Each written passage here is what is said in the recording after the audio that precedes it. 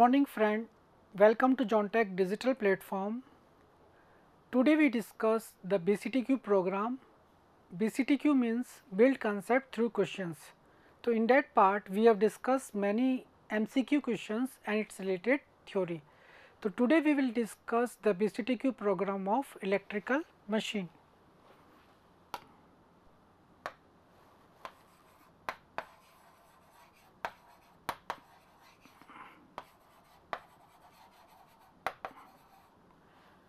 तो electrical machine में अपन कुछ क्वेश्चंस करेंगे और इससे रिलेटेड अपन थ्योरी देखेंगे कि कौन से questions exam point of view से इम्पोर्टेंट और इससे रिलेटेड अपनी थ्योरी क्या क्या है।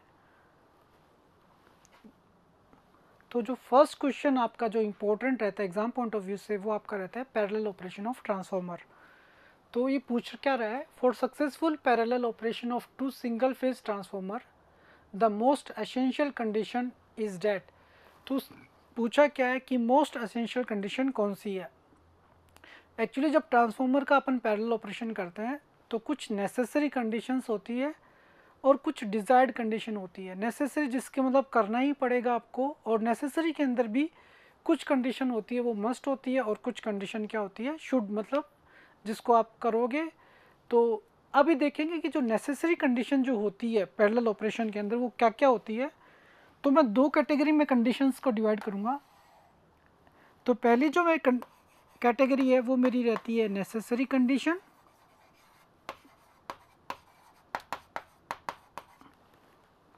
तो नेसेसरी कंडीशन के अंदर मेरी दो कंडीशन जो नेसेसरी है, फर्स्ट जो इसके अंदर है पोलैरिटी वाली, पोलैरिटी मस्ट बी सेम, और सेकंड जो कंडीशन है वो है टर्न रेशियो।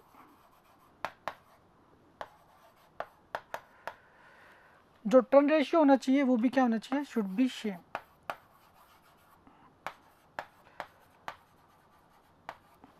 तो दो कंडीशन है जो कि मेरी नेसेसरी है इसके अंदर। अब इसके अंदर डिजायर्ड कंडीशन भी होती है मेरी।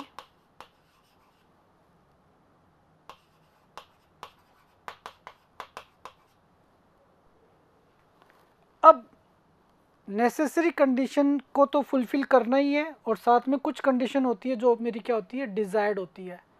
डिजायर्ड क्या क्या होती है, एक आपका होता है कि x bar x upon R ratio, percentage leakage impedance to the percentage resistance should be same.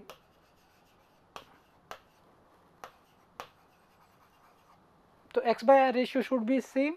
और सेकंड जो इसके अंदर रहती है वो रहती है परसेंटेज इम्पीडेंस आर इक्वल।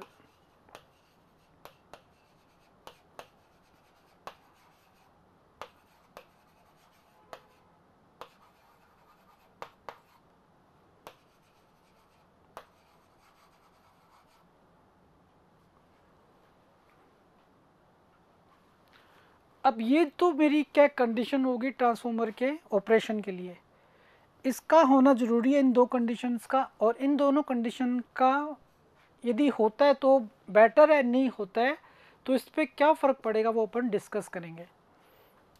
तो फर्स्ट क्या दे रखा है, polarity must be same. Polarity must be same का मतलब क्या है, मान लो अपन ट्रांसफार्मर का क्या कर रहे हैं, पैरेलल ऑपरेशन कर रहे हैं। तो अपन ने दो ट्रांसफार्मर को पैरेलल में कनेक्ट कर देते हैं।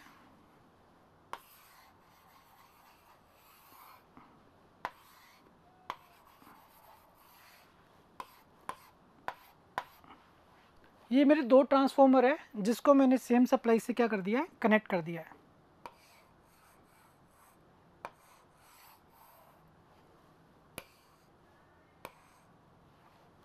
तो एक सेम सप्लाई यहाँ पर मैंने जो वोल्टेज अप्लाई किया वो कितना किया है, V1। अब देखो यहाँ पर जो कनेक्शन कर रहे हैं वहाँ पर ये ध्यान रखना है कि पोलैरिटी क्या होनी चाहिए, सेम होनी चाहिए। मान लो यहाँ की पोलैरिटी प्लस माइनस ये है और यहाँ पोलैरिटी कैसी है, प्लस माइनस। प्लस को प्लस के साथ कनेक्ट करना है और माइनस को माइनस के साथ कनेक्ट करना है।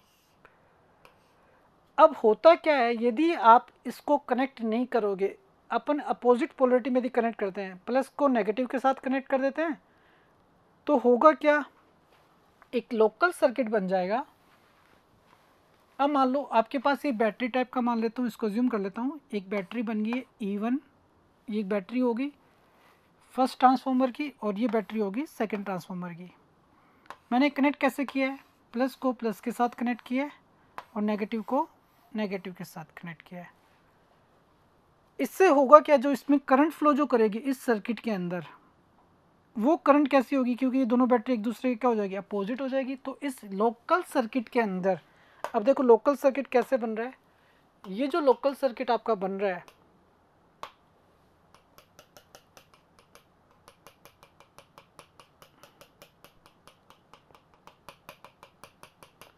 इस लोकल सर्किट के अंदर करंट फ्लो नहीं करेगी यदि पोलरिटी सेम होगी। यदि पोलरिटी डिफरेंट होगी तो इस लोकल सर्किट के अंदर ज़्यादा करंट फ्लो करेगी। अब ज़्यादा करंट, लोकल सर्किट जो होगा वो आपको कैसा नज़र आएगा, शॉर्ट सर्किटेड नज़र आएगा।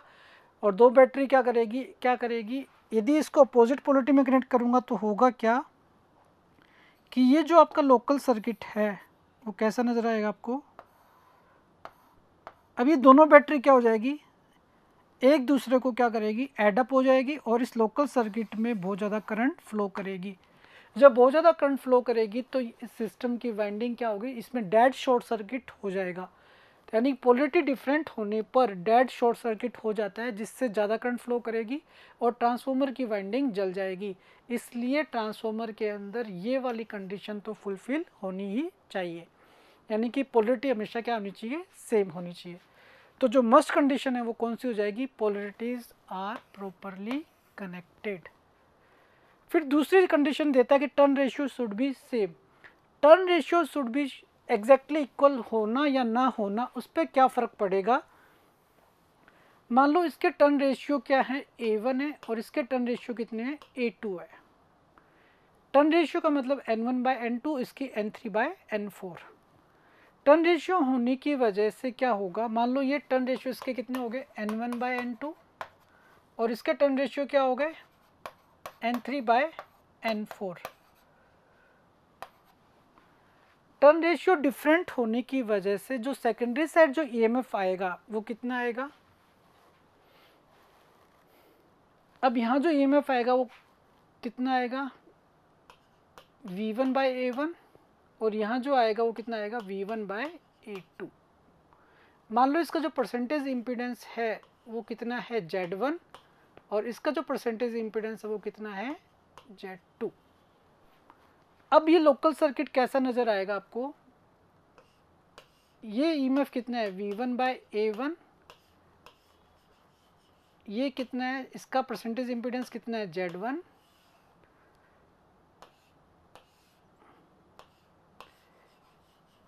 ये इसका इम्पीडेंस कितना है, Z2, और इसकी वैल्यू कितनी है, V2/A2। अब होगा क्या, इस सर्किट के अंदर यदि दोनों वोल्टेज क्या होगी, डिफरेंट होगी, क्योंकि टर्न रेशियो डिफरेंट होगा तो वोल्टेज दोनों कैसी होगी, डिफरेंट होगी। डिफरेंट होगी तो इस लोकल सर्किट के अंदर क्या होगा, करंट फ्लो करेगी। अब लोकल सर्किट में करंट फ्लो करेगी तो इस करंट, ये जो वैल्यू होगी वो कितनी होगी, IC that is equal to V1/A1 minus V2/A2 upon Z1 plus Z2। तो ये सर्कुलेटिंग करंट क्या हो रही है, शॉर्ट सर्किट इस सर्किट के अंदर क्या कर रही है, फ्लो कर रही है। यदि A1 को A2 के बराबर कर देता हूँ, A1 यदि A2 के बराबर होगा तो इसकी वैल्यू क्या हो जाएगी, 0। तो कोई भी सर्कुलेटिंग करंट लोकली फ्लो नहीं करेगी, यानी कि टर्न रेशियो मेरे को क्या लेने होते हैं, सेम। यदि मैं सेम नहीं लेता हूँ तो इस करंट की वैल्यू कुछ होगी, लेकिन वो वैल्यू क्या होगी, कम होगी। यानी कि वो टर्न रेशियो सेम होने चाहिए। यदि नहीं होते हैं, पोलरिटी तो सेम होनी ही होनी चाहिए। यदि उसमें पोलरिटी यदि डिफरेंट होगी तो यहाँ पर क्या साइन आ जाएगा, प्लस का साइन आ जाएगा। यदि डिफरेंट पोलरिटी में होंगे तो यहाँ कौन सा साइन आएगा, प्लस आएगा। प्लस आएगा तो करंट की जो वैल्यू होगी, सर्कुलेटिंग करंट की वैल्यू, वो बहुत ज़्यादा होगी। ज़्यादा होने की वजह से वो सिस्टम में डेड शॉर्ट सर्किट क्रिएट हो जाएगा और सिस्टम की वाइंडिंग जल जाएगी। अब इसके अंदर क्या होगा, कि मैंने पोलरिटी तो सेम कर दी, अब टर्न रेशियो मेरा डिफरेंट है, लेकिन ये जो फैक्टर है दोनों, ये जो वैल्यू है वो कम है, कम तो है लेकिन सर्कुलेटिंग करंट फ्लो कर रही है, तो एक्स्ट्रा सिस्टम में क्या होंगे, लॉसेज होंगे, और वो लॉसेज ना हो इसलिए आपके टर्न रेशियो भी क्या होनी चाहिए, सेम होनी चाहिए। यानी कि सर्कुलेटिंग करंट को ज़ीरो करने के लिए आपके टर्न रेशियो हमेशा क्या रहनी चाहिए, सेम। यदि A1 और A2 की वैल्यू सेम होगी तो मेरे सिस्टम में कोई भी सर्कुलेटिंग करंट फ्लो नहीं करेगी। तो ये दो फैक्टर है जो कि आपके नेसेसरी फैक्टर हैं, और इन दोनों में नेसेसरी फैक्टर में से पोलरिटी वाला फैक्टर मस्ट है, वो यदि नहीं होगा तो डेड शॉर्ट सर्किट क्रिएट हो जाएगा और सिस्टम में बहुत ज़्यादा करंट फ्लो करेगी। और जो आपके नेसेसरी फैक्टर है वो इसलिए एक्स बाय आर रेशियो यदि सेम होगा तो दोनों के जो पावर फैक्टर होंगे वो क्या होंगे, सेम होंगे, कि दोनों ही करंट जो होगी वो सेम, I1 जो I2 होगी वो दोनों सेम फेज में होगी, तो एक्स बाय आर रेशियो क्या होंगे, सेम होंगे। यदि वो डिफरेंट होते हैं तो दोनों का जो पावर फैक्टर होगा वो क्या होगा, दोनों करंट का पावर फैक्टर वो अलग अलग होगा, इसलिए एक्स बाय आर रेशियो अपन सेम लेते हैं। परसेंटेज इम्पीडेंस यदि अपन डिफरेंट लेते हैं, यदि इक्वल लेते हैं तो क्या होगा कि जो यदि इक्वल होंगे तो जो लोड शेयरिंग होगी वो केवी रेटिंग के क्या होगी, प्रोपोर्शनल हो जाएगी। यानी कि जिसकी रेटिंग ज़्यादा है वो क्या करेगा, लोड को उतना ही ज़्यादा शेयर करेगा, और जिसकी रेटिंग उतनी कम है उसकी लोड शेयरिंग क्या होगी, उतनी कम होगी। यानी कि जो लोड शेयरिंग होती है वो इसके परसेंटेज इम्पीडेंस के क्या होती है, इन्वर्सली प्रोपोर्शनल होती है। यानी कि कौन कितना लोड शेयरिंग करेगा वो उसके परसेंटेज इम्पीडेंस के क्या होती है, इन्वर्सली प्रोपोर्शनल होती है। तो वो तो हो गया आपका लोड शेयरिंग वाला फैक्टर, क्योंकि इसमें होता क्या लोड शेयरिंग के अंदर एक्चुअल में, कि मान लो एक ट्रांसफॉर्मर है और इसका जो इम्पीडेंस है वो कितना है, Z1 है। दूसरा जो ट्रांसफॉर्मर है उसका इम्पीडेंस कितना है, Z2 है।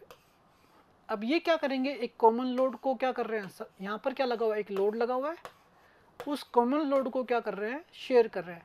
यहाँ से करंट आ रही है I1, मान लो दोनों की जो वोल्टेज है वो मैं सेम मान लेता हूँ, ये कितनी हो जाएगी, E1 मान लेता हूँ, और यहाँ से जो लोड शेयरिंग होगी वो कितनी होगी, I2। अब I1 और I2 की जो वैल्यू डिपेंड करेगी कि I2 कितना लोड शेयर करे, ये कितना लोड शेयर करेगा और ये कितना लोड शेयर करेगा, वो इनके परसेंटेज इम्पीडेंस पे क्या करेगी, डिपेंड करेगी। तो ये सिंपल पैरेलल सर्किट हो गया, और इससे अपन पता लगा सकते हैं कि कौन कितनी करंट फ्लो करेगी। तो ये वाला फैक्टर कैसे अपन निकाल सकते हैं, मान लो इसमें टोटल जो करंट आ रही है वो कितनी करंट आ रही है, I करंट आ रही है, I करंट आ रही है, और यानी कि I1 की जो वैल्यू होगी, I1 की वैल्यू किस पे डिपेंड करेगी, अब कौन सी कितनी करंट लेगा वो डिपेंड करेगा इस इम्पीडेंस पर।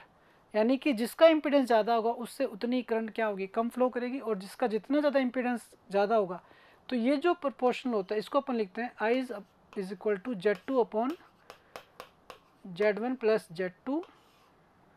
ये इस फैक्टर के क्या होती है, इन्वर्सली प्रोपोर्शनल होती है। यानी कि I1 डिपेंड करेगी Z2 पर, और ये जो I2 है वो डिपेंड करेगी Z1 पर।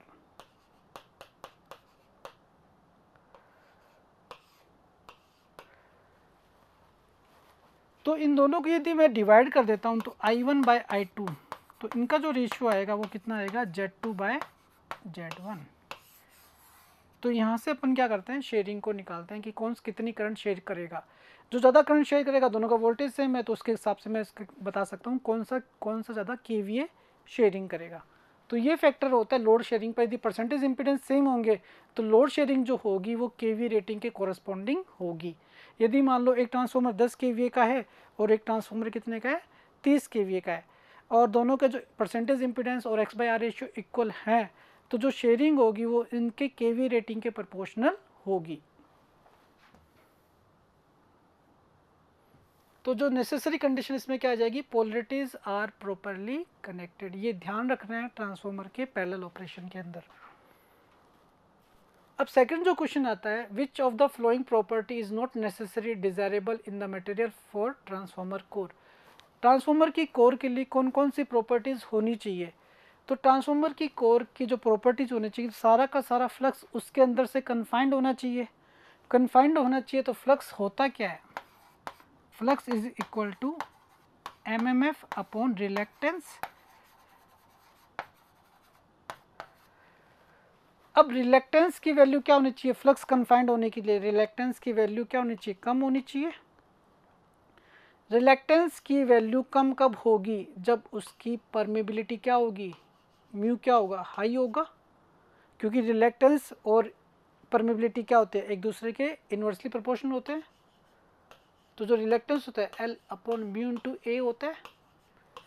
यदि परमेबिलिटी हाई होगी तो रिलेक्टेंस की वैल्यू क्या होगी आपकी, कम होगी। तो रिलेक्टेंस की वैल्यू कम करनी ताकि ज़्यादा ज़्यादा फ्लक्स उस कोर से कन्फाइंड हो, और रिलेक्टेंस को कम करना है तो परमेबिलिटी को क्या रखना पड़ेगा, ज़्यादा रखना पड़ेगा। तो एक तो आपका फैक्टर आ गया हाई परमेबिलिटी, तो ये फैक्टर तो होना ही चाहिए, यानी कि आंसर नहीं होगा। किसने पूछा नॉट नेसेसरी, तो ये नेसेसरी कंडीशन है, तो मतलब डी ऑप्शन नहीं होगा। फिर बोला है कि लो हिस्टेरेसिस लॉसेस क्या होने चाहिए, कम होने चाहिए, ये भी फैक्टर नेसेसरी फैक्टर है। हिस्टेरेसिस लॉसेस ज़्यादा होंगे तो क्या होगा, सिस्टम में ये जो कोर लॉसेस फैक्टर है वो बढ़ जाएंगे। मैकेनिकल स्ट्रेंथ भी क्या होनी चाहिए, क्योंकि उस पर वाइंडिंग अपन क्या करते हैं, लपेटते हैं उसके चारों तरफ वाइंडिंग को, अपन प्राइमरी वाइंडिंग सेकेंडरी वाइंडिंग अपन क्या करते हैं, ट्रांसफार्मर की कोर पे लगाते हैं। तो इससे क्या होगा, जब ट्रांसफार्मर की इस वाइंडिंग में करंट फ्लो करती है तो एक मैकेनिकल फोर्स उस पर, एक सेंट्रीफ्यूगल फोर्स एक्सर्ट होता है उस कोर के ऊपर। तो इसका मतलब उसकी जो मैकेनिकल स्ट्रेंथ भी क्या होनी चाहिए, ज़्यादा होनी चाहिए। यानी कि ए बी और डी फैक्टर तो कैसे हैं, डिज़ायरेबल फैक्टर हैं कोर के लिए। तो इस थर्ड सी फैक्टर क्या लिखा है, हाई थर्मल कंडक्टिविटी। तो इस फैक्टर की नेसेसिटी रिक्वायरमेंट नहीं है कि थर्मल कंडक्टिविटी क्या हो, हाई हो। तो क्या कौन सी कंडीशन हो जाएगी जो कि नॉट नेसेसरी हो जाएगी, वो हो जाएगी हाई थर्मल कंडक्टिविटी। फिर आपके आता है under balance load condition main transformer rating in the Scott connection is. तो मेंस ट्रांसफार्मर रेटिंग जो होती है, तो पहले देखते हैं कि जो स्कोट कनेक्शन होता है वो होता क्या है।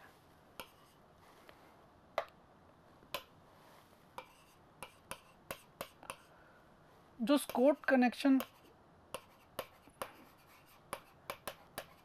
इसके अंदर क्या करते हैं अपन, 3 फेज को 2 फेज में कन्वर्ट करते हैं। तो मेनली जो इसका यूज होता है, वो क्या होता है, 3 फेज टू 2 फेज कन्वर्जन, या फिर 2 फेज टू 3 फेज कन्वर्जन भी कर सकते हैं, अपोजिट भी कर सकते हैं। तो मेनली जो इसका यूज अपन करते हैं वो करते हैं 3 फेज टू 2 फेज कन्वर्जन के अंदर। अब इसके अंदर क्या होता है कि दो ट्रांसफार्मर होते हैं आपके पास, एक तो आपका होता है टीजर ट्रांसफार्मर और दूसरा आपका होता है मेन ट्रांसफार्मर।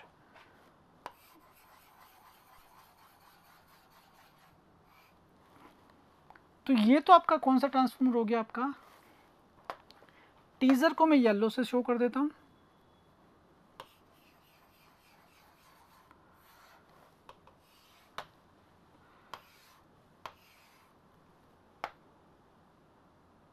और ये आपका हो जाएगा मेन ट्रांसफार्मर।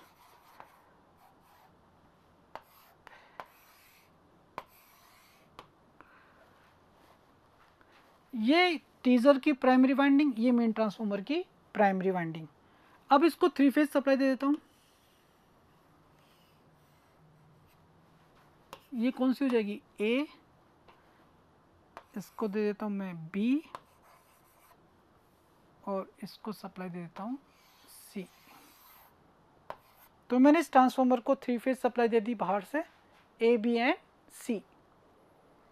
अब होगा क्या इसके अंदर, अब ये पूछा है कि दोनों की रेटिंग में डिफरेंस क्या होता है। अब इसकी जो 50% टेपिंग जो होती है, 50% टेपिंग पर मैं क्या करता हूँ, टीजर का जो सेकंड टर्मिनल में क्या करता हूँ, कनेक्ट करता हूँ। यानी कि यहाँ से यहाँ तक, तो जो मान लो इन दोनों, इसके क्रॉस जो वोल्टेज है वो कितनी एज्यूम कर लेता हूँ, V, और इसके क्रॉस भी कितनी एज्यूम करनी पड़ेगी, V। यानी कि इस टर्मिनल और इस टर्मिनल के बीच जो वोल्टेज है वो कितनी है, V है। इसके और इसके बीच में भी कितनी है, V है। और इसके और इसके बीच में भी टर्मिनल वोल्टेज कितनी है, V है। यानी B और C के बीच में वोल्टेज कितनी है, B है। तो यहाँ कितनी वोल्टेज हो जाएगी आपकी, V/2, और यहाँ कितनी वोल्टेज हो जाएगी आपकी, V/2। एक पॉइंट ले लिया D, जो कि मिड के अंदर है ट्रांसफार्मर की प्राइमरी वाइंडिंग के। तो मेन जो ट्रांसफार्मर है उसकी जो प्राइमरी वाइंडिंग होती है, उसका जो मिड पॉइंट है वो D है। तो D ऐसा पॉइंट है जहाँ पर क्या कर रहा है, ये वोल्टेज को क्या कर रहा है, हाफ हाफ पार्ट में क्या कर रहा है, डिवाइड कर रहा है। यानी कि BD का जो वोल्टेज है वो V/2 है, और DC का जो वोल्टेज है वो भी कितना है, V/2 है। अब ये देखना है कि ये वोल्टेज कितना होना चाहिए। तो इससे मेरे को पता चल रहा है, मेरे पास 3 पॉइंट थे, ये कितना है B, एक पॉइंट था C और एक पॉइंट आपका क्या है A। इसके बीच में वोल्टेज कितना है V, इसके बीच में वोल्टेज कितना है V। एक पॉइंट कौन सा आपका D पॉइंट है। यहाँ से मैंने क्या कर लिया परपेंडिकुलर, तो ये वोल्टेज मेरा कितना है V/2 और ये कितना है V/2। तो ये आपका एक ट्राइंगल बन गया। B और C के बीच में वोल्टेज कितना है V है और ये कितना 90 डिग्री एंगल पर है। जब तीनों वोल्टेज सेम होंगे तो ये एंगल कितना होगा 60 डिग्री होगा। अब 60 डिग्री है और ये वोल्टेज V है, ये V/2 है, तो ये वोल्टेज मैं कितना मान लेता हूँ X। तो यहाँ से वैल्यू मेरी आ जाएगी X की। यहाँ पर मैं इन ट्राइंगल ABD, तो in triangle ABD, ABD triangle कैसा हो गया मेरा राइट एंगल ट्राइंगल हो गया। और यहाँ पर मैं क्या लगा सकता हूँ पाइथागोरस थ्योरम अप्लाई कर सकता हूँ। तो वो क्या होगा V² is equal to x² plus V/2 का होल स्क्वायर। तो यहाँ से जो x की वैल्यू आएगी वो कितनी आएगी मेरी V² V/2 का होल स्क्वायर। तो यहाँ से मेरी वैल्यू आ जाएगी 4 3, तो 3V² अपॉन 4। तो x की वैल्यू मेरी आ जाएगी √3/2V। यानी कि A और D के बीच में जो वोल्टेज होना चाहिए वो कितना होना चाहिए √3/2V।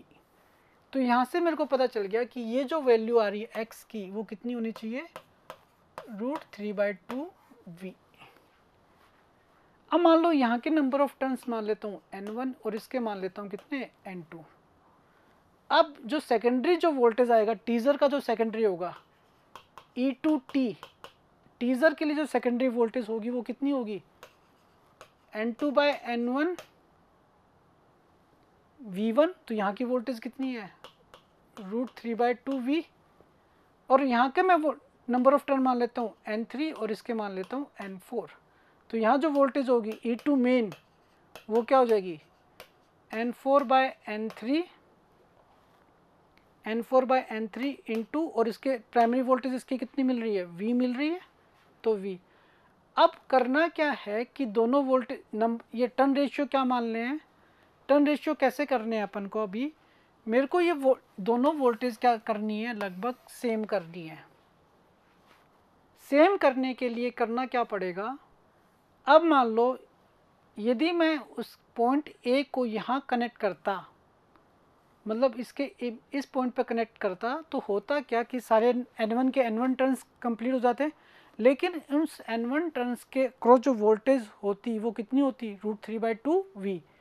यानी कि वोल्टेज पर टर्न रेशियो वो वैल्यू क्या हो जाती डिफरेंट हो जाती।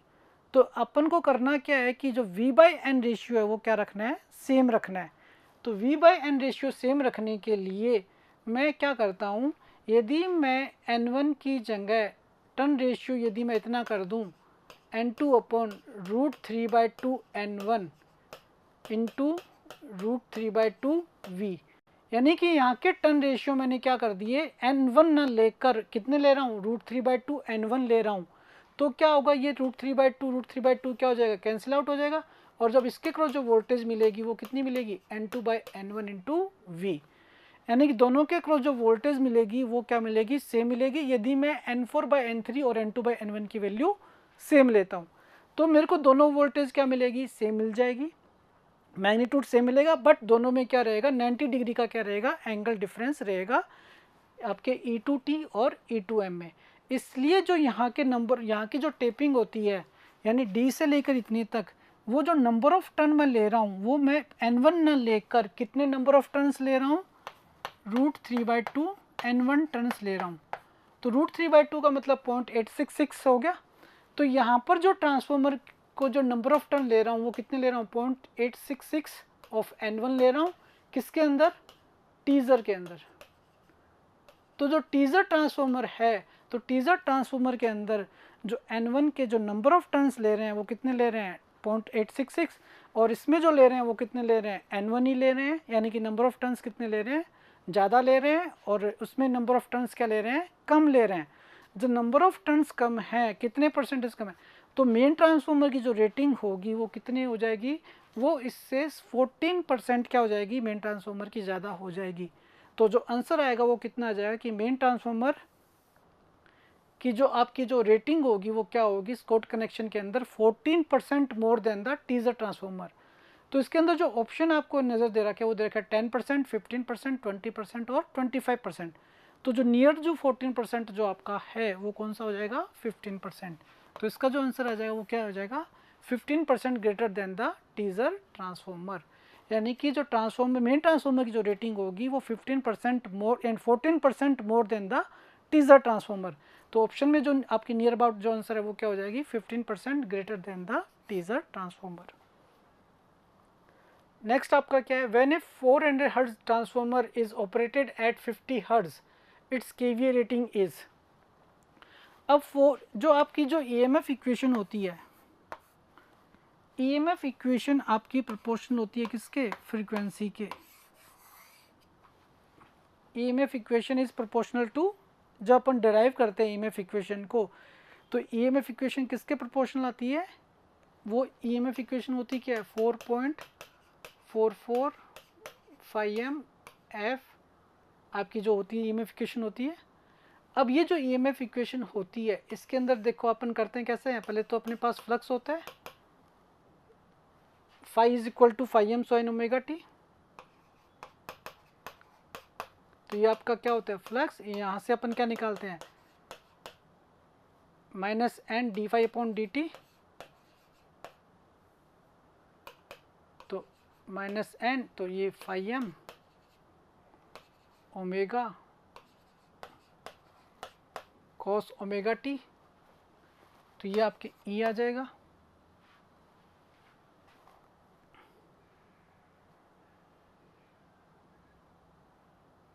अब देखो इसके अंदर क्या लिख सकता हूँ, ओमेगा को 2 pi f minus n phi m 2 pi f minus cos omega T. तो माइनस कोस ओमेगा टी की जगह मैं क्या लिख सकता हूँ, sine of omega t minus 90। तो ये जो वैल्यू आएगी वो क्या आ जाएगी, मैक्सिमम ईएमएफ की वैल्यू वो कितनी आ रही है, 2 pi f into n phi m, और आपकी आरएमएस वैल्यू क्या हो जाएगी, ई आर एम एस, इससे √2 से डिवाइड कर दो, तो 2 pi upon √2 F into N into phi M. N आपकी क्या हो जाएगी, नंबर ऑफ टर्न्स। तो यहाँ पर आपकी वैल्यू कितनी हो जाएगी, 4.44 F into N into phi M. तो ई की वैल्यू किसके प्रोपोर्शनल आ रही है, एफ के प्रोपोर्शनल आ रही है आपकी, यानी कि जो E phi M into N क्या हो जाएगी, नंबर ऑफ टर्न्स। तो E is proportional to F. यदि मेरी फ्रीक्वेंसी को क्या कर रहा हूँ मैं, इसमें क्या कर रहा हूँ, 400 ट्रांसफॉर्मर को मैं 50 हर्ट्ज पे कर रहा हूँ, तो पहले जो ई की वैल्यू थी डेट इज़ प्रोपोर्शनल टू 400, और सेकंड टाइम जो ई की वैल्यू थी वो प्रोपोर्शनल किसके हो जाएगी, 50 हर्ट्ज। तो E1 और E2 में क्या रिलेशन आ गया, E2 बाय E1, तो वैल्यू कितनी आ जाएगी 1/8, यानी E2 जो हो जाएगा वो कितना हो जाएगा 1/8 ऑफ E1, यानी कि जो रेटिंग में जो वोल्टेज में डिफरेंस आएगा वो कितना आ जाएगा 1/8 टाइम्स का डिफरेंस आ जाएगा। तो रेटिंग के अंदर भी डिफरेंस कितना आ जाएगा 1/8 टाइम्स का। तो यानी कि रेटिंग में कितना डिफरेंस आ गया, कितनी रिड्यूस होगी, 1/8 टाइम्स रिड्यूस हो गई। तो मैं बोल सकता हूँ कि यदि मैं 400 हर्ट्ज ट्रांसफॉर्मर को यदि 50 हर्ट्ज पे ऑपरेट करूँगा तो जो इसकी केवी रेटिंग पे जो फ़र्क आएगा वो कितने का आ जाएगा, रिड्यूस टू 1/8, यानी कि उसकी 1/8 रेटिंग क्या हो जाएगी, रिड्यूस हो जाएगी। नेक्स्ट आपका क्वेश्चन है, एक single phase power transformer is to be energized to have minimum inrush current, the switching on instant should be at. अब द स्विचिंग ऑन इंस्टेंट क्या होता है, मेरे को इनरश करंट होती क्या है, सबसे पहले ये पता होना चाहिए कि जब अपन ट्रांसफॉर्मर को स्टार्टिंग में एनर्जाइज करते हैं तो जो स्टार्टिंग के अंदर क्या होती है, हाई इनरश करंट सिस्टम के अंदर फ्लो करती है। अब ये फ्लो क्यों करती है ये देखते हैं। मान लो मेरा एक ट्रांसफार्मर है, तो यहाँ ये मैंने क्या की, एक वोल्टेज अप्लाई कर दी ट्रांसफार्मर को। तो जैसे मैं वोल्टेज अप्लाई करूँगा तो जो आपका फ्लक्स होता है, ईएमएफ और फ्लक्स में रिलेशन क्या होता है, is equal to D phi upon D T, and D phi upon D T होता है। तो यहाँ से मैं क्या करता हूँ, जो फ्लक्स की वैल्यू आएगी वो क्या आ जाएगी, integration of A D T,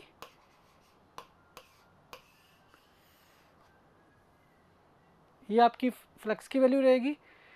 अब मेरा जो एनर्जाइज कर रहा हूँ वो कहाँ से कर रहा हूँ, जीरो इंस्टेंट से कर रहा हूँ। यदि मैं जीरो इंस्टेंट से स्टार्ट करता हूँ और पाई तक जाता हूँ, ये जो मेरा ई है वो किस फॉर्म में है, E M sine omega T के फॉर्म में है। तो यहाँ वैल्यू पुट कर देता हूँ, phi is equal to integration E M sine omega T D T. अब फ्लक्स को मैं कहाँ से कहाँ तक लेके जा रहा हूँ, जो मेरा डी टी टाइम कितना जा रहा है, 0 से t/2।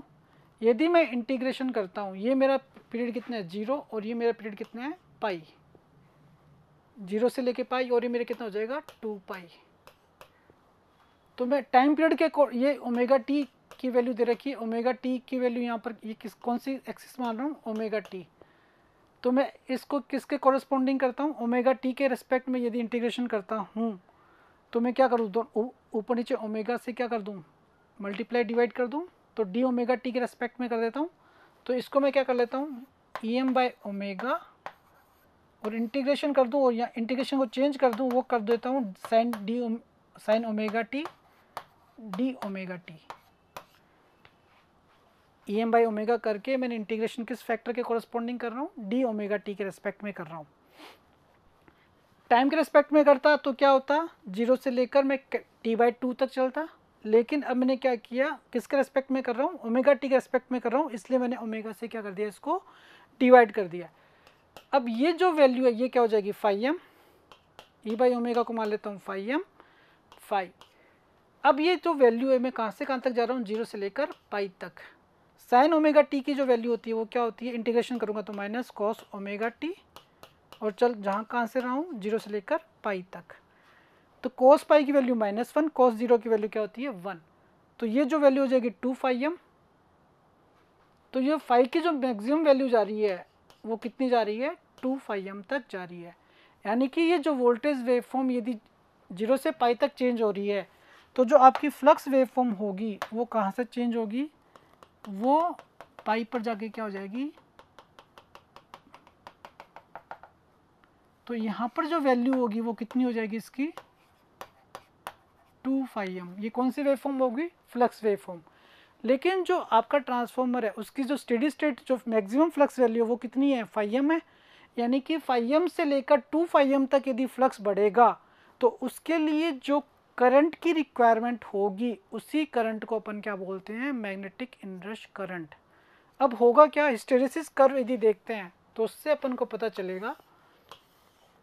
ये आपका क्या होता है, अपने क्या होता है कि फ्लक्स पहुंच गया, फाई आई कैरेक्टरिस्टिक जो देखते हैं, तो फाई एम तक पहुंच गया अपना, और इसके लिए क्या चाहिए अपन को, यहाँ तक मेरा फ्लक्स कितना हो गया, फाई एम पहुंच गया। अब इससे फर्दर यदि मैं इस फ्लक्स को, मेरे को क्या कर रहे हैं, 2 फाई एम तक लेके जाना है। 2 फाई एम तक लेके जाने के लिए ये जो करंट होगी, जो रिक्वायरमेंट ऑफ करंट होगी वो क्या हो जाएगी, बढ़ जाएगी। यानी फाई एम से लेके 2 फाई एम तक फ्लक्स को करने के लिए सिस्टम से वो क्या करेगा, एक इनरश करंट, यानी कि इसकी जो वैल्यू होगी, तो यहाँ से कौन सी करंट आएगी, इनरश करंट आएगी। अब वो जो इनरश करंट होगी, इनरश करंट क्या करेगी, उस फ्लक्स को लेके जाएगी फाई एम से 2 फाई एम तक। जब वो फ्लक्स को 2 फाई एम से 2 फाई एम तक लेके जाएगी तो करंट ज़्यादा से ज़्यादा ड्रॉ करेगी। तो ज़्यादा से ज़्यादा करंट ड्रॉ करेगी तो वही करंट जो होती है उसे अपन क्या बोलते हैं, मैग्नेटिक इनरश करंट। अब इस करंट को क्या करना है, लिमिट करना है, कम करना है। तो कम करने के लिए एक तो पता चलेगा कि मैं जब वोल्टेज का जो 0 इंस्टेंट होगा उस पर मैं सिस्टम को स्विच ऑन नहीं करूँगा, कि यदि 0 वोल्टेज पर यदि मैं इसको स्विच ऑन करता हूँ तो मेरा जो मैक्सिमम फ्लक्स जा रहा है वो कितना जा रहा है 2 फाई एम तक जा रहा है, यानी कि फाई एम मेरा स्टेडी स्टेट फ्लक्स है, maximum value of steady state flux है, और 2 फाई एम मेरा फाई एम से 2 फाई एम तक जाने के लिए मैंने जब हिस्टैरिसीस कर्व देखा तो इससे पता चला कि मैं फाई एम से 2 फाई एम तक लेके जाता हूँ तो मेरे को जो करंट की रिक्वायरमेंट होती है वो बढ़ जाती है, और ये जो इनरश करंट होती है वो 20 to 30 times of steady state current के बराबर होती है, और ये शॉर्ट टाइम के लिए मतलब क्या करती है सिस्टम से में फ्लो करती है। अब इसको फ्लो करने से रोकने के लिए अपन क्या करते हैं कि मैं अब स्विच ऑन इंस्टेंट होता है जब मैं इसका पीक होगा, मैक्सिमम इनपुट वोल्टेज होगी, इस पीक पर मैं क्या करता हूँ इसको स्विच ऑन करता हूँ rather than zero input instance पर। मैं इस पॉइंट पे न कर मैं इस पॉइंट पर क्या करता हूँ इसको स्विच ऑन करता हूँ। इस पॉइंट पर स्विच ऑन करने से क्या होगा, अब ये जो फैक्टर है वो कहाँ से कहाँ तक जाएगा, π/2 से लेकर पाई तक जाएगा। अब जब इंटीग्रेशन अपन देखेंगे कि जब ये π/2 से पाई तक जाएगा तो इसकी जो वैल्यू होगी वो कितनी होगी, मैक्सिमम फ्लक्स की वैल्यू फाई एम तक ही जा पाएगा। आप करके देख लो, ये जब ये π/2 से पाई तक जाएगा तो ये वैल्यू क्या होगी cos π-1 और cos π/2 0, तो ये वैल्यू कितनी आ जाए आपकी फाई एम। तो फ्लक्स मैक्सिमम फ्लक्स कितना जा रहा है फाई एम तक जा रहा है, तो इसमें क्या होगा मैग्नेटिक इंडक्शन करंट फ्लो नहीं करेगी। यदि मान लो मैं देखता हूँ ये इंस्टेंट देखता हूँ half of maximum input voltage, यदि मैं यहाँ से करता हूँ तो π/4 से लेकर कहाँ तक जा रहा हूँ पाई तक जा रहा हूँ। जब मैं π/4 से पाई तक जाऊँगा तब भी इसकी कुछ वैल्यू बढ़ेगी, एक तो cos pi minus of cos पाई +1 और ये क्या हो जाएगा प्लस cos π/4, तो ये फैक्टर क्या होगा फाई एम से ज़्यादा होगा, यानी कि ये इंस्टेंट भी मैं यूज़ नहीं करूँगा। तो मेरा जो मेन जो इंस्टेंट है ये वाला फैक्टर भी नहीं होगा, आपका जीरो इनपुट इंस्टेंट फैक्टर भी नहीं होगा, मैक्सिमम इनपुट वोल्टेज पे नहीं करते हैं मैक्सिमम, तो आपका आंसर हो जाएगा एट मैक्सिमम इनपुट वोल्टेज।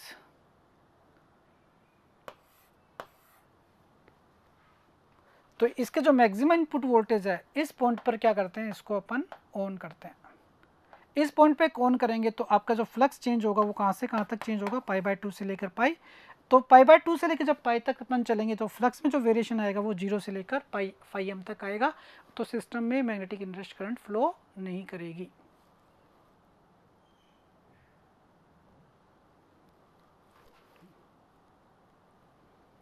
अब नेक्स्ट जो क्वेश्चन आपका है, a single phase transformer has rating of 15 kVA। तो एक सिंगल फेज ट्रांसफॉर्मर आपको दे रखा है, ये ध्यान रखना है कि आप कर क्या रहे हो, एक सिंगल फेज ट्रांसफॉर्मर आपको दे रखा है और उसकी जो रेटिंग दे रखी है ट्रांसफॉर्मर की वो दे रखी है S = 15 kVA।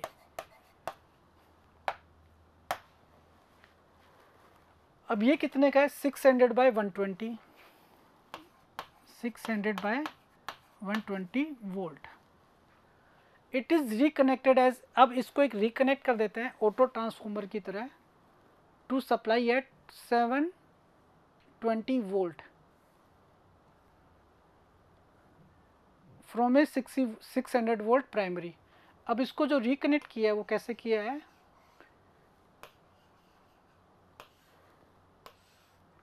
तो ये कितना रखा है 600/720 volt. The maximum load it can supply is, तो मैक्सिमम लोड ये कितना सप्लाई कर सकता है। तो जब टू वाइंडिंग ट्रांसफॉर्मर को ऑटो ट्रांसफॉर्मर में कनेक्ट करते हैं तो ध्यान क्या क्या रखना है आपको, ये देखना है इसके क्रॉस जो वोल्टेज है वो कितनी है 600 और इसके क्रॉस कितनी है 120 वोल्ट। इसकी रेटिंग कितनी है 15 kVA। तो 15 kVA से क्या करता हूँ मैं, इसके अंदर करंट की वैल्यू निकाल लेता हूँ। तो इस प्राइमरी वाइंडिंग के अंदर जो करंट की वैल्यू होगी वो 15 × 1000/600, तो ये कितनी आ गई मेरी 2 और 5, तो ये मेरी 5, तो ये 25 एम्पियर आ गई मेरी करंट इसके अंदर। और तो इस साइड जो करंट फ्लो कर सकती है वो कितनी आएगी मेरी 15 × 1000/720, तो ये 5, तो ये 2, 4, 24, तो ये आपकी वैल्यू आ जाएगी 50, 12, 6, 25। तो ये 125/6 और यहाँ आ गई आपकी 25 एम्पियर।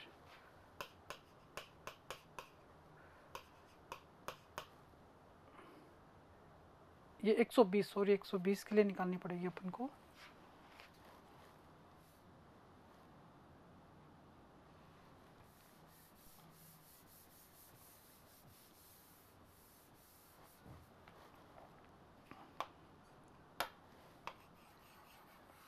ये 120 वोल्टेज है तो अपनी आ जाएगी 1000/120। तो ये अपना आ जाएगा 4, ये अपना 5, ये अपनी आ जाएगी 4 से 2, 20, 25।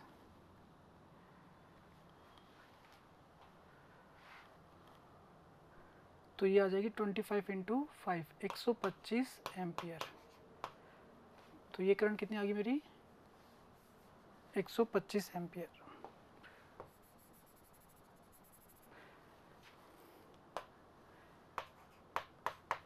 तो ये तो अपनी करंट की फैक्टर हो गए, दोनों साइड करंट भी निकाल लिया अपन ने, वोल्टेज भी अपन को पता है कितना अपना इसका 600 और ये अपना हो गया 120। तो जब 600 वोल्ट इसकी क्या होगी, नंबर ऑफ टर्न्स के कितने क्रॉस वोल्टेज कितना लगा सकता हूँ 600, और इसके क्रॉस कितनी करंट फ्लो कर सकती है 125 एम्पियर, और वोल्टेज कितना हो सकता है 120 वोल्ट। अब इसमें देखते हैं ये मेरी कौन सी है सेकेंडरी वाइंडिंग, तो इसके अंदर जो करंट हो सकता है वो कितना हो सकता है 125 एम्पियर, और इसके क्रॉस जो वोल्टेज है तो ये कितने वोल्टेज की थी 720 वोल्ट, और ये कितने का था 600 वोल्ट। इसके अंदर करंट कितनी जा रही थी आपके 25 एम्पियर, और इसमें करंट कितनी जा रही थी आपके 125 एम्पियर। तो यहाँ से कितनी करंट आएगी आपके, वो जो करंट का फैक्टर होगा वो कितना हो जाएगा 150 एम्पियर। यानी कि ये जो ट्रांसफॉर्मर है तो इसकी जो रेटिंग हो जाएगी वो कितनी हो जाएगी 600 × 150 एम्पियर, या फिर आप कर सकते हो 720 × 125 एम्पियर। तो ये ऑटो ट्रांसफॉर्मर, तो यहाँ से मैं वैल्यू निकालता हूँ तो वैल्यू कितनी आ रही है 600 × 150, तो ये आपका आ जाएगा 90 kVA।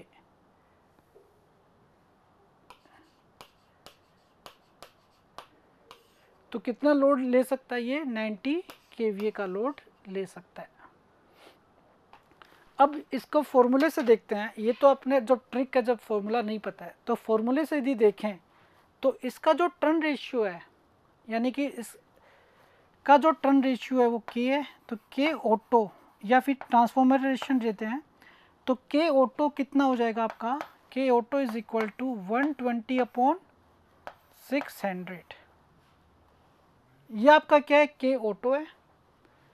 अब इसको क्या कर रहे हैं अपन, कन्वर्ट कर रहे हैं किसके अंदर, इसको कन्वर्ट कर रहे हैं किसके अंदर टू वाइंडिंग। तो जब इसको टू वाइंडिंग में कन्वर्ट करते हैं तो क्या फॉर्मूला होता है S2 winding is equal to 1 + turn ratio. तो टर्न रेशियो करने के लिए 1/k auto into S auto. तो ये आपका क्या होता है फॉर्मूला, या फिर इसका टर्न रेशियो डायरेक्ट ले लो, ए टर्न रेशियो को अपन ए से ज्यूम कर लेते हैं, a auto date is equal to 600/120। तो ये इसका क्या हो जाएगा टर्न रेशियो हो जाएगा। तो इसमें जो फॉर्मूला लगेगा फिर वो क्या लग जाएगा 1 + ए ऑटो S ऑटो। तो ये फॉर्मूला देखते हैं, तो 1 + 600/120, तो ये कितना आ जाएगा, ए ऑटो कितना आ रहा है, तो यहाँ से मैं देखता हूँ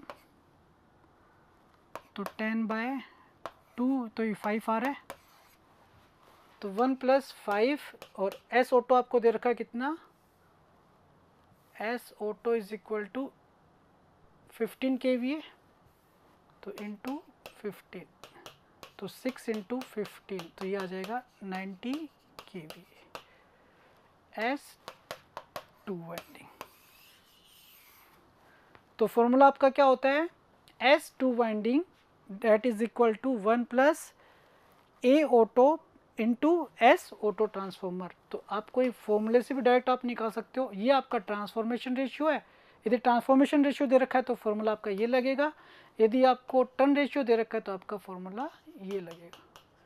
तो दोनों फॉर्मूले आपको याद रखने हैं। तो ये तो कब है, जब मैं क्या कर रहा हूँ, किसी 2 वाइंडिंग ट्रांसफॉर्मर को ऑटो ट्रांसफॉर्मर में कन्वर्ट कर रहा हूँ, तो उसके लिए फॉर्मूला लगता है। तो ये आपको ध्यान रखना है। यदि आपको फॉर्मूले से याद नहीं रहता तो आप क्या करो, दोनों वाइंडिंग के अंदर करंट की वैल्यू निकाल लो और वो करंट की वैल्यू उसमें अज्यूम कर दो, तो प्राइमरी साइड करंट की वैल्यू निकाल लो। तो यहाँ से भी आप इसको क्या कर सकते हो, सोल्व कर सकते हो। तो इस 2 वाइंडिंग को ऐसे कनेक्ट कर दिया मैंने ऑटो के अंदर, दोनों के अंदर करंट की वैल्यू निकाल ली। तो जो प्राइमरी साइड जो करंट आएगी उन दोनों को ऐड कर दी, और इसकी साइड वोल्टेज थी वो, यदि हायर वोल्टेज साइड सेकेंडरी है तो इस साइड वोल्टेज ऐड कर दो, दोनों की करंट को ऐड कर दो, तो वो ट्रांसफॉर्मर की क्या आ जाएगी, रेटिंग आ जाएगी। तो ऐसे में क्या कर सकता हूँ, ऑटो ट्रांसफॉर्मर से रिलेटेड क्वेश्चन को सॉल्व कर सकता हूँ। तो फॉर्मूला बेसिस पर, और ये इसका क्या हो जाएगा, कॉन्सेप्ट हो जाएगा। कि यदि फॉर्मूला याद ना हो तो अपन इस कॉन्सेप्ट से भी इस क्वेश्चन को सॉल्व कर सकते हैं। नेक्स्ट जो क्वेश्चन है, N auto transformer having a transformation ratio. अब इसका जो ट्रांसफॉर्मेशन रेशियो किसका दे रखा है, ऑटो ट्रांसफॉर्मर का दे रखा है। तो आपको दे क्या रखा है, के ऑटो, और वो दे रखा है आपको 0.8। Supply a load of 10 kilowatt. कितने का लोड सप्लाई कर रहा है, 10 kilowatt. The power transform inductively from primary to secondary is. अब ये जो वैल्यू होती है ये होती है N2/N1, यानी कि N2 की वैल्यू क्या है, कम है, और N1 की वैल्यू क्या है, ज़्यादा है। तो एक ऑटो ट्रांसफॉर्मर इस टाइप का होगा फिर आपका। अब आपको देखना है, इसका ये पॉइंट मान लेता हूँ A, इस पॉइंट को मान लेता हूँ B, और इस पॉइंट को मान लेता हूँ C। अब ट्रांसफॉर्मेशन रेशियो का मतलब क्या होगा, इसके टर्न्स कितने हो जाएंगे, N1, और ये टर्न्स मान लेता हूँ N2। तो जो N2/N1 होगा वो आपको दे रखा है 0.8, और ये लोड कितने का सप्लाई कर रहा है, 10 किलोवाट का लोड क्या कर रहा है, सप्लाई कर रहा है। तो ऑटो ट्रांसफॉर्मर क्या होता है, वो कुछ पावर तो इंडक्टिवली सप्लाई करता है और कुछ पावर को क्या करता है, कंडक्टिवली सप्लाई करता है। यानी कि ए बी और बी सी के बीच में जो पावर ट्रांसफॉर्मर होगी, इस वाइंडिंग और इस वाइंडिंग के बीच में, वो जो पावर ट्रांसफॉर्मर होगी वो कौन सी पावर होगी, इंडक्टिवली पावर ट्रांसफर। तो इंडक्टिवली जो पावर ट्रांसफर होगी तो इसके जो टर्न रेशियो हो जाएंगे वो कितने हो जाएंगे, N1/-N2। यानी कि इसकी जो वोल्टेज हो जाएगी वो कितनी हो जाएगी, यहाँ की वोल्टेज कितनी है V1, और यहाँ की वोल्टेज कितनी है V2। तो यहाँ की वोल्टेज भी कितनी हो जाएगी, V1-V2 हो जाएगी। इससे जो करंट आ रही है वो कितनी आ रही है, I1, और यहाँ जो करंट आ रही है वो कितनी जा रही है, I2। जो ट्रांसफॉर्म्ड हो रहा है पावर, वो कौन सी पावर हो रही है, ए बी के क्रॉस जो वोल्टेज है वो कितना है, V1-V2, और इसमें जो करंट है वो कितनी है, I1।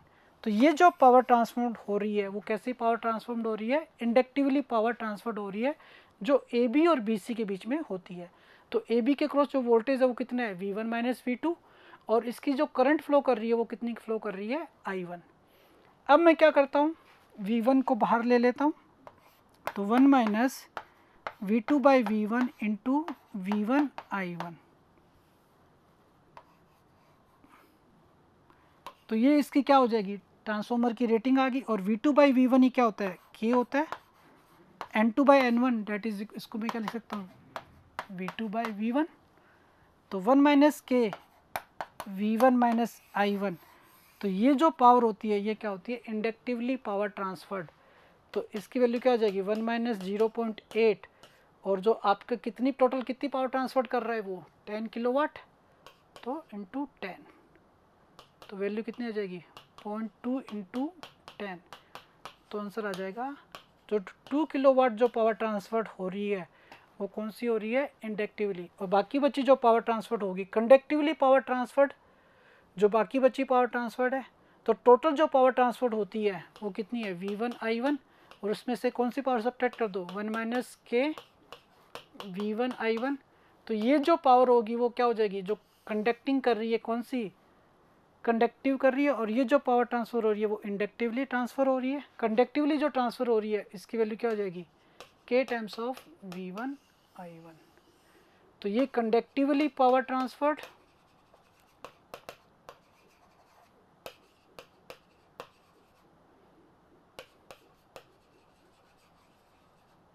और ये जो पावर होती है ये कौन सी होती है, इंडक्टिवली।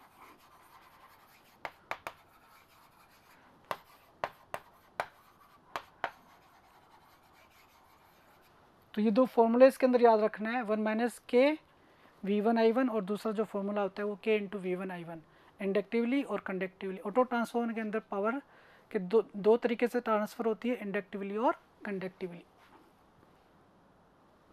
नेक्स्ट जो क्वेश्चन आपका है, if a transformer primary is energised from a square wave voltage source और its output voltage will B.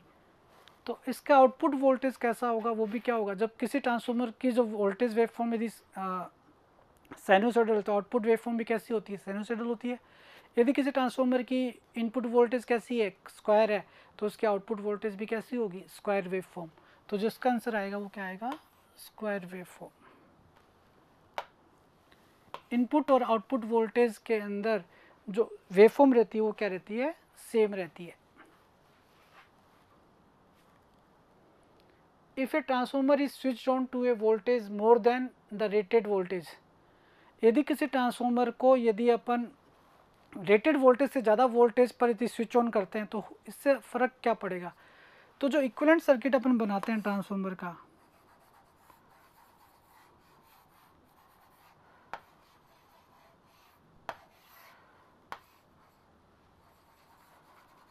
ये क्या होता है, एक ट्रांसफॉर्मर का इक्विवेलेंट सर्किट होता है। ये कौन सी करंट होती है, नो लोड करंट, जिसका दो कंपोनेंट होता है, एक मैग्नेटाइजिंग कंपोनेंट और एक होता है कोर लॉस कंपोनेंट। ये प्राइमरी साइड लीकेज रेजिस्टेंस, ये लीकेज रिएक्टेंस कॉपर लॉसेस को शो करता है, ये सेकेंडरी साइड कॉपर लॉसेस को शो करता है, ये लीकेज फ्लक्स को शो करता है, जिसको अपन XL2 से रिप्रेजेंट करते हैं, XL2 डैश R2 डैश। तो ये तो क्या होता है आपका ट्रांसफॉर्मर का इक्वेशन होता है। यदि मैं प्राइमरी वोल्टेज की वैल्यू को बढ़ाऊंगा, वोल्टेज की बढ़ाऊंगा, तो जो आपका पैरेलल सर्किट है उसके क्रॉस क्या होगी, करंट की वैल्यू बढ़ेगी। अब बढ़ेगी तो आपकी कौन सी करंट बढ़ रही है, V बढ़ने से आपका क्या चीज़ फैक्टर बढ़ रहा है, I नोट बढ़ रहा है। I नोट बढ़ेगा तो जब अपन इसका फेजर डायग्राम बनाते हैं, I नोट बढ़ने से जो रिजल्टेंट करंट जो फ्लो करती है, ये जो करंट फ्लो करेगी I2 डैश, ये I2 डैश होगी आपकी, I2 dash plus I note, ये आपकी कौन सी करंट हो जाएगी, I1। तो इसके अंदर कौन सा कंपोनेंट बढ़ेगा, I नोट वाला कंपोनेंट बढ़ेगा। तो वो जो रिजल्टेंट करंट जो I1 है, उस करंट का जो फेज़ होगा वो I नोट की तरफ झुकेगा। जब उसका फेज़ I नोट की तरफ झुकेगा तो इनपुट वोल्टेज और करंट के बीच में क्या होगा, एंगल डिफरेंस बढ़ेगा, फेज़ डिफरेंस बढ़ेगा।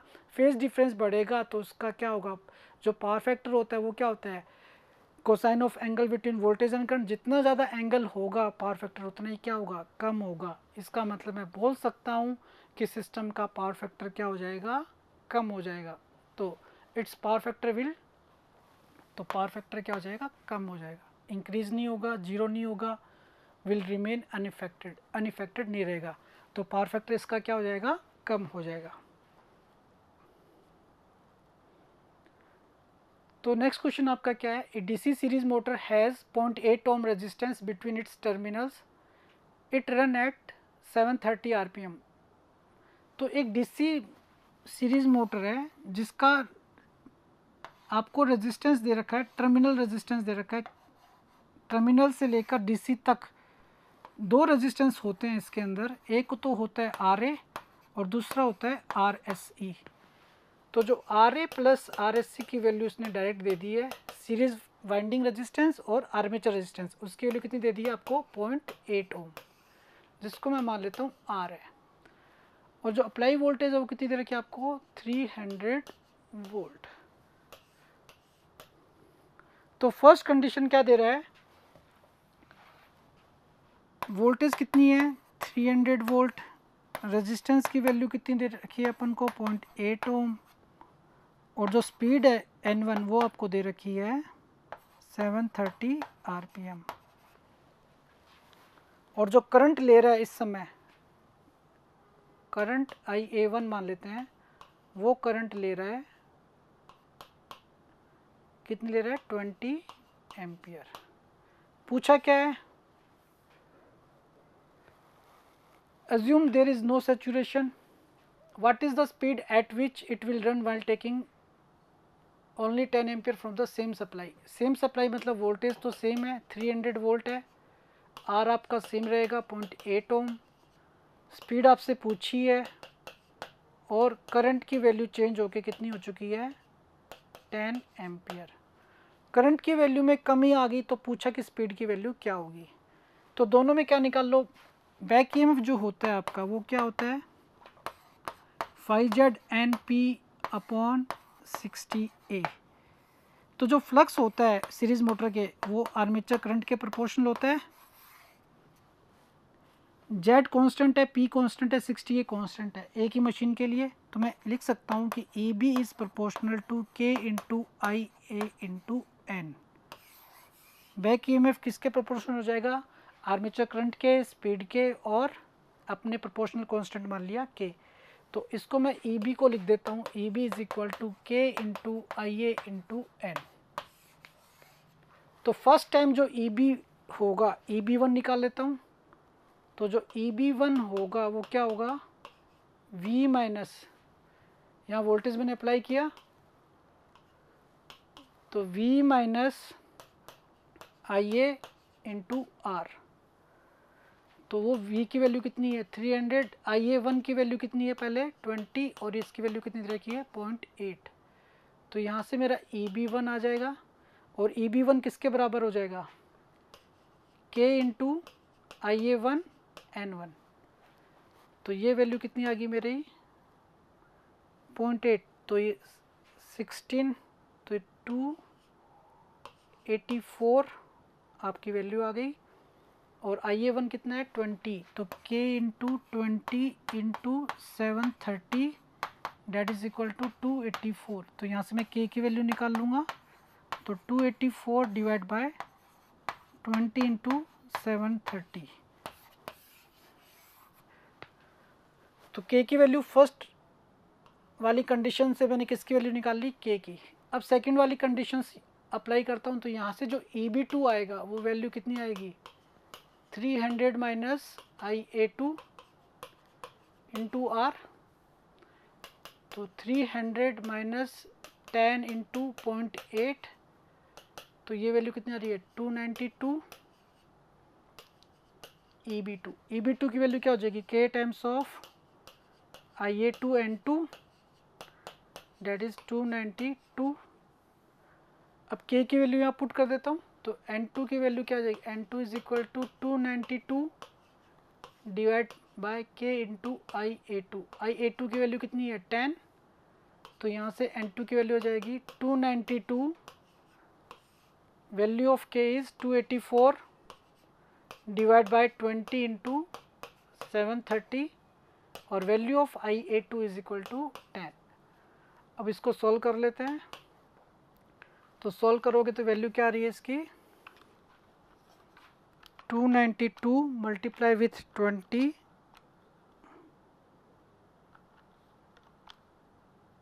मल्टीप्लाई विथ 730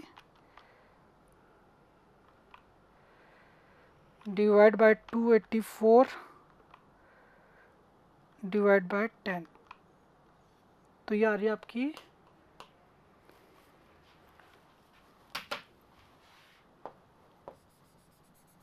तो ये जो वैल्यू आ रही है वो लगभग आ रही है 1501 RPM। तो जो आंसर होगा वो क्या होगा 1501 RPM। ऑप्शन देखते हैं तो नियर, तो ये जो आंसर आ जाएगा वो कितना आ जाएगा 665, ये नहीं होगा 730 450, तो ये आ जाएगा 1500 RPM। तो आपका आंसर कितना आ जाएगा 1500 RPM। तो इसमें क्या दे रखा है कि जो आपका जो सीरीज मोटर है कि इसके टर्मिनल और के बीच में जो रेजिस्टेंस है वो कितना है 0.8, यानी कि RA प्लस RSC की वैल्यू आपको डायरेक्टली दे रखी है। अलग अलग ने देकर दोनों की कंबाइंड वैल्यू आपको दे दी है। फिर यहाँ से अपन बैक ईएमएफ फर्स्ट टाइम निकाल लेंगे जब स्पीड कितनी है 730 RPM है, उसमें वो कितनी करंट ड्रॉ कर रही है 20 एम्पियर। फिर उसने पूछा जब वो करंट 10 एम्पियर ड्रॉ करेगा सिस्टम से तब इसकी स्पीड क्या होगी। तो वहाँ से अपन क्या करते हैं, एक प्रोपोर्शनल कांस्टेंट जो होता है ZP/60A जो K है उसकी वैल्यू फर्स्ट कंडीशन से निकाल लेते हैं और वो वैल्यू अपन सेकंड के अंदर क्या कर देंगे, पुट कर देंगे। तो यहाँ से मैं क्या कर सकता हूँ, इसके आंसर को निकाल सकता हूँ। तो ये जो प्रोसीजर है वो अपन सॉल्व करते हैं इसके अंदर। नेक्स्ट जो क्वेश्चन आपका है, the induced EMF of DC machine running at 750 RPM is 220 volt. अब इंड्यूस्ड EMF जो होता है वो क्या होता है, ई प्रोपोर्शनल, ई क्या होता है 5ZNP/60A। स्पीड आपको दे रखी है 750 RPM और इंड्यूस्ड EMF की वैल्यू दे रखी है 220 वोल्ट। 750 RPM पर आपका इंड्यूस्ड EMF कितना है, ये जो EMF है वो कितना है 220 वोल्ट और इस समय स्पीड कौन सी स्पीड पर है 750 RPM। ये E1 N1 पे मान लेता हूँ और फ्लक्स अपन क्या मान लेते हैं कितना है 5 है, फ्लक्स कितना है 5। तो जो E1 इज इक्वल टू, और इस फैक्टर को पूरे को ZP/60A को अपन क्या मान लेते हैं K, तो K 5 क्या मान लेता हूँ N1। तो ये फैक्टर कितना दे रखा आपको 220 K इंटू 5, N1 आपको दे रखा है 750 RPM। अब ये बोल रहा है कि आपका जो इंड्यूस्ड EMF है वो कितना हो जाए, E2 जो दे रखा है वो कितना दे रखा है 250 वोल्ट और स्पीड आपकी दे रखी है तो 250 वोल्ट और स्पीड आपको दे रखी है 700 RPM और उस पर आपका फ्लक्स मान लेते हैं कितना है 5.2। तो यहाँ से 5.1 फ्लक्स आ गया, 5.1 फ्लक्स की वैल्यू मेरी आ गई 220/K टाइम्स ऑफ 750, या फिर K की वैल्यू निकाल लो यहाँ से, K की वैल्यू कितनी आ गई 220/5.1 इंटू 750। तो ये जो 5.2 आपसे पूछा गया है तो इक्वेशन क्या होगी, E2 is equal to K times of 5.2 N2। E2 आपको दे रखा है 250, K की वैल्यू यहाँ से पुट कर देते हैं वो कितनी आएगी 220/5.1 750, ये आपका 5.2 और N2 की वैल्यू आपको दे रखी है, वैल्यू ऑफ N2 इज 700। तो इसको अपन सोल्व करेंगे तो क्या आएगा, ये 0 से 0 कैंसिल आउट, ये 0 से ये वाला 0 कैंसिल आउट हो गया आपका। तो वैल्यू 5.2 की वैल्यू जो बचेगी वो कितनी आ जाएगी, ये सारे फैक्टर इधर ले आते हैं तो 25 इंटू 75 5.1/22 इंटू 70। अब इसको सोल्व करते हैं तो कितना फैक्टर आ रहा है आपका, तो 25 इंटू 75 डिवाइड बाय 22 और डिवाइड बाय 70 1.217 और 5.1। तो फ्लक्स कितना हो गया, पहले का कितना हो गया 1.21, यानी कि फ्लक्स की वैल्यू में कितना इंक्रीमेंट हो गया 21% का इंक्रीमेंट हो गया। तो इसका जो आंसर आएगा वो कितना आ जाएगा 21.7% का क्या हो जाएगा इंक्रीमेंट।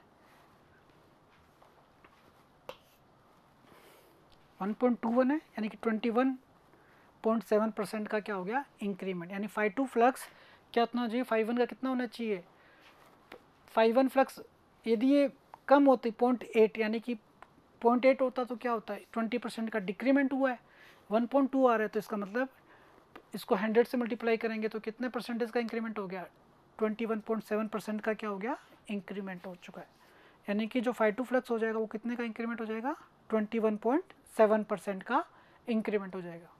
तो ऐसे क्वेश्चन अपन सोल्व कर सकते हैं।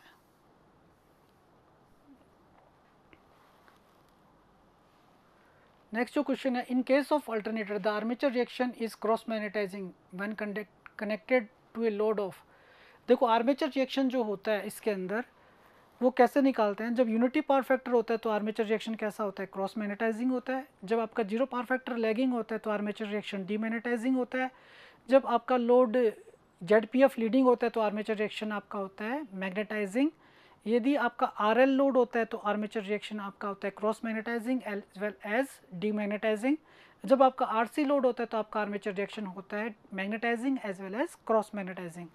तो इसको पूछा क्या है, आर्मेचर रिएक्शन आपका कैसा है, क्रॉस मैग्नेटाइजिंग है, तो खाली क्रॉस मैग्नेटाइजिंग दे रखा है। तो जब क्रॉस मैग्नेटाइजिंग होगा तो मैंने बताया था, आप याद कर सकते हो, जब आर्मेचर रिएक्शन आपको दे रखा है, खाली क्रॉस मैग्नेटाइजिंग दे रखा है, तो आपका जो लोड होगा वो कैसा होगा, UPF।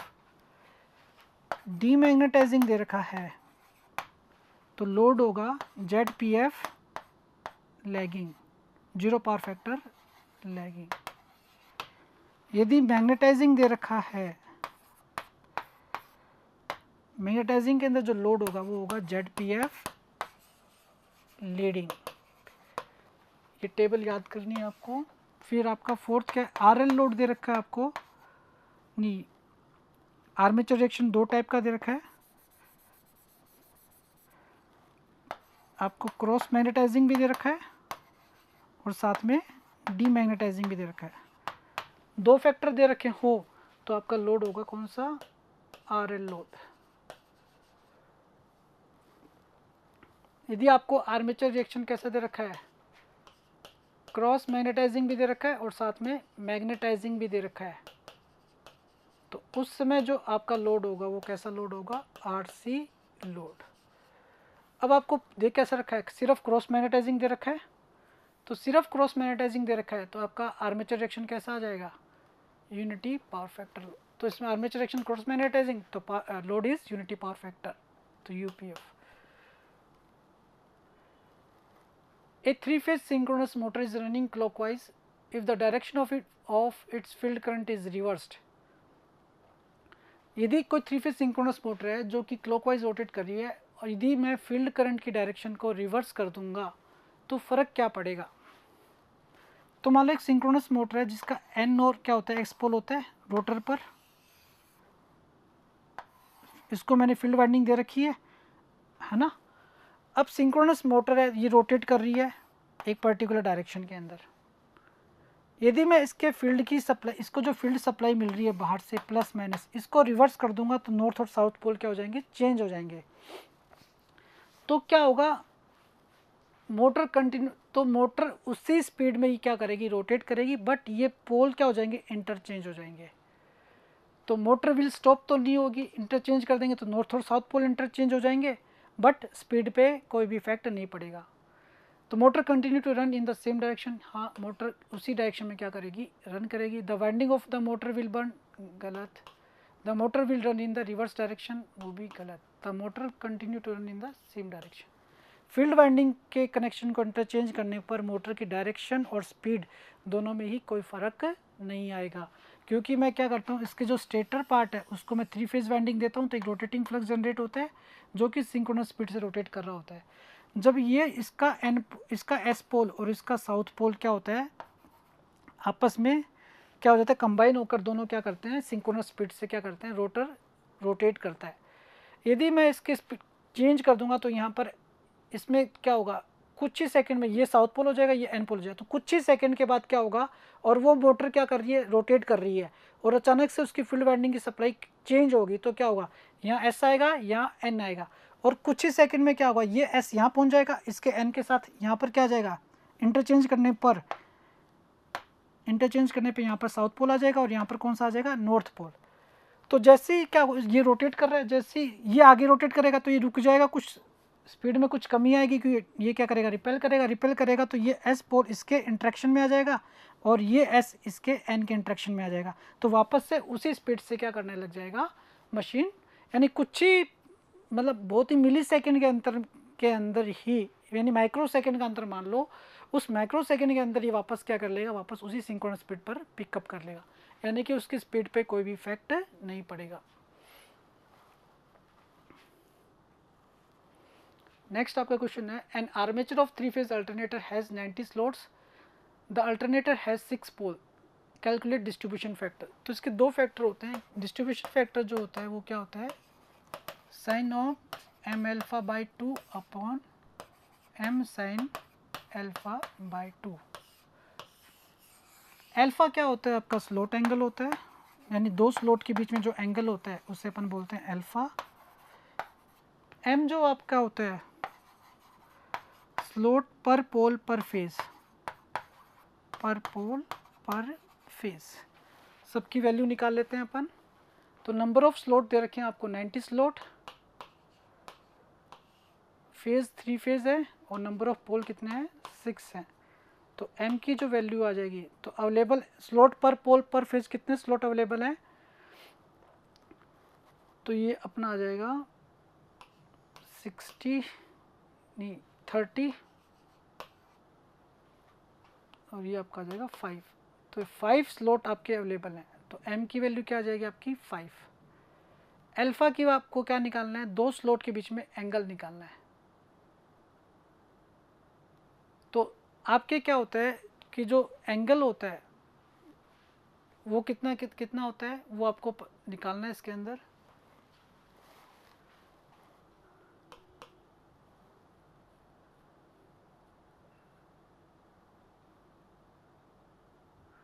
यानी एक फेज के स्लोट पर पोल कितने हैं, तो एक होता है बीटा। बीटा क्या होते हैं, स्लोट पर पोल। तो स्लोट कितने हैं 90 और कितने पोल हैं 6। तो ये कितना आ जाएगा 60। 15 स्लोट पर पोल है, यानी एक पोल के नीचे कितने स्लोट हैं 15 स्लोट हैं। तो 15 स्लोट यानी कि अपन क्या करते हैं 1 to 15, फिर जो 16वां जो स्लोट है वो सेकंड पोल के अंडर है। यानी 1 और 16 के बीच में जो एंगल है वो आपका कितना है 180 डिग्री इलेक्ट्रिकल है। यानी 1 और 16 के बीच में जो स्लोट है उसके बीच में जो एंगल है वो कितना है 180 डिग्री इलेक्ट्रिकल। अब ये जो एंगल होता है इसे ये तो हो गया पोल पिच होगी इसकी 180 डिग्री। 1 और 2 के बीच में जो एंगल होता है उसे अपन क्या बोलते हैं अल्फा। यानी कि 1 से लेकर 16 तक जाता हूँ तो एंगल कितना है 180 डिग्री। तो 1 और 2 के बीच में एंगल आपका कितना होगा, तो 180 बाय 16, इससे डिवाइड कर देता हूँ मैं, तो नहीं 180 बाय 15, तो ये मेरा क्या आ जाएगा अल्फा आ जाएगा, स्लोट एंगल आ जाएगा। तो 180 माइनस 50 तो कितना आ जाएगा मेरा ये 60 अपॉन 5, तो ये आ रहा है मेरा 12 डिग्री इलेक्ट्रिकल मेरा क्या आ रहा है स्लोट एंगल आ रहा है। तो स्लोट एंगल मेरा कितना आ जाएगा, यानी कि 16 माइनस 1 इसके बीच में जो एंगल है वो कितने का है 180 डिग्री। तो 180 डिग्री अपॉन 15, ये कितना है अल्फा। तो अल्फा अल्फा करके कितने टाइम्स आ गए 15 टाइम्स। तो 15 alpha is equal to 180 degree. तो यहाँ से अल्फा की वैल्यू आ गई 12 डिग्री इलेक्ट्रिकल। एम की वैल्यू मेरी कितनी थी 5। अब मेरे को एम की वैल्यू पता है और अल्फा की वैल्यू पता है, तो मैं क्या निकाल सकता हूँ, तो साइन ऑफ एम की वैल्यू कितनी है 5 और वो मेरा कितना है 12/2 और ये मेरा कितना आ जाएगा m 5 साइन ऑफ 12/2। तो ये कितना आ जाएगा 60 12 60/2 30 डिग्री। साइन 30 डिग्री की वैल्यू कितनी होती है 1/2 और ये वैल्यू कितनी है 5 और साइन 6 डिग्री इसकी वैल्यू कितनी आएगी आप मेरी,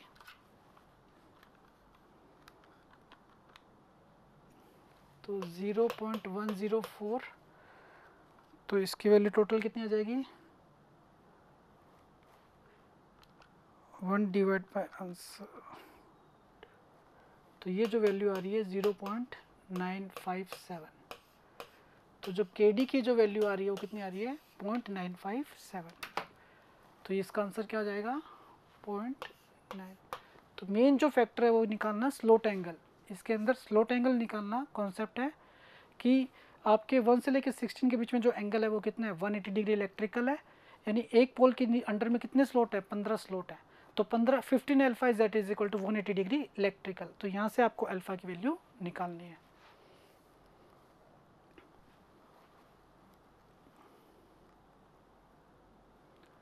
फिर आपका नेक्स्ट क्वेश्चन आता है, in a double cage induction motor the inner cage. अब क्या होता है, जो डबल केज इंडक्शन मोटर का रोल क्या होता है कि स्टार्टिंग रेजिस्टेंस को हाई करना ताकि मेरे को स्टार्टिंग टॉर्क हाई मिले।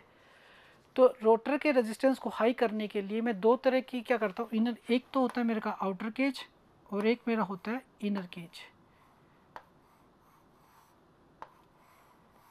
ये तो मेरा इनर केज होता है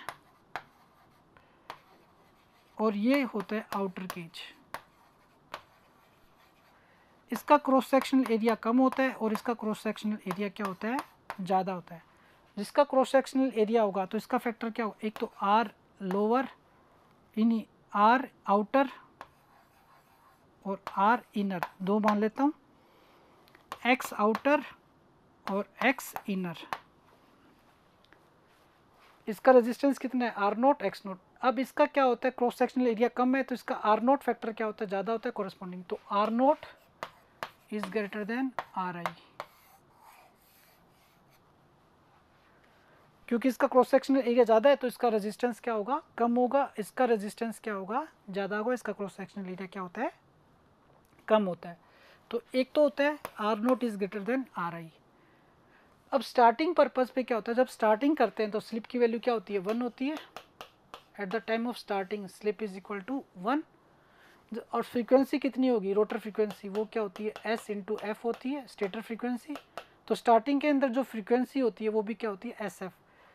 तो जो एक्स नोट है वो कितना होगा, 2 पाई एफ इंटू एल।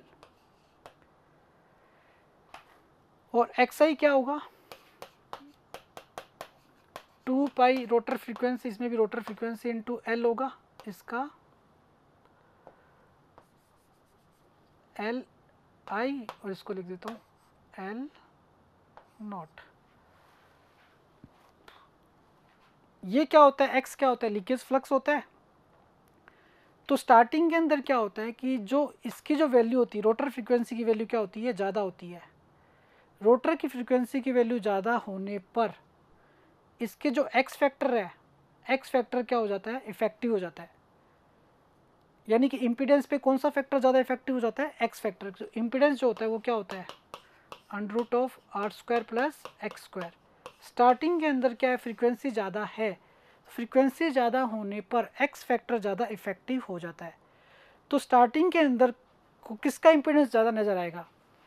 अब इसके अंदर ये क्या इनर साइड है तो इसके अंदर लीकेज फ्लक्स क्या होगा, ज़्यादा होगा। जब लीकेज फ्लक्स ज़्यादा होगा तो एक्स फैक्टर, ये आपका जो इनर वाला जो फैक्टर है एक्स वाला, इनर केज का जो एक्स है वो क्या होगा, स्टार्टिंग के अंदर ज़्यादा होगा। स्टार्टिंग के अंदर फैक्टर जो ज़्यादा होगा वो कौन सा होगा, इनर केज वाला, क्योंकि इनर केज में क्या होगा, लीकेज फ्लक्स ज़्यादा होगा। क्योंकि स्टेटर आपका दूर है, रोटर आपका कौन सा पास में होगा, आउटर केज उसके स्टेटर के पास में होगा। तो इसका लीकेज फ्लक्स कम होगा as compare to leakage flux of inner cage. तो इसका लीकेज फ्लक्स ज़्यादा होगा और इसका लीकेज फ्लक्स क्या होगा, कम होगा eight the time of starting, क्योंकि ये डिपेंड कर रहा है फ्रीक्वेंसी पर। जैसे ही वो स्टार्ट करना, अब इम्पिडेंस किसका ज़्यादा नज़र आएगा, उस रोटर करंट को, इसका इम्पिडेंस इसको ज़्यादा नज़र आएगा, क्योंकि इसका एक्स फैक्टर स्टार्टिंग के अंदर eight the time of starting